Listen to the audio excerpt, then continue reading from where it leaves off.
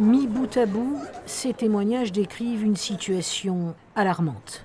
L'insécurité pour les professeurs, pour les surveillants qui se font blesser par les élèves de plus en plus, des bagarres à répétition. C'est une part d'élèves pour qui la violence est un jeu.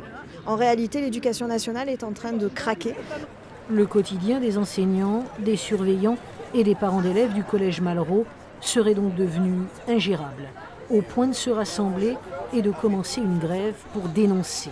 Dénoncer les derniers faits d'abord. Il y a un jeu, alors je peux très rapidement vous l'expliquer si vous voulez, ça s'appelle les moulons.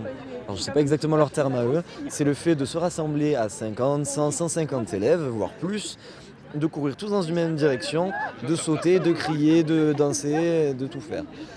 C'est vrai que c'est compliqué à gérer comme situation, notamment mardi dernier, où pendant un de ces moulons-là, il y a eu une bagarre qui a éclaté entre deux personnes. Dénoncer le manque de moyens ensuite. Cette semaine, on s'est retrouvés il y a une journée où il n'y a eu que 3 surveillants pour surveiller plus de 900 élèves dans le collège. Donc c'est mission impossible. On supprime des postes d'enseignants, on ne crée pas de postes d'infirmières, de psychologues de l'éducation nationale, on ne crée pas de postes de surveillants. Et donc on manque de moyens humains. Et dénoncer enfin l'influence des réseaux sociaux. Nous avons des élèves qui s'organisent via les réseaux sociaux pour créer le chaos dans les cours de récréation. Donc on a une problématique en lien avec les réseaux sociaux. Aujourd'hui, au collège Malraux, nous avons rencontré des gens excédés et impuissants.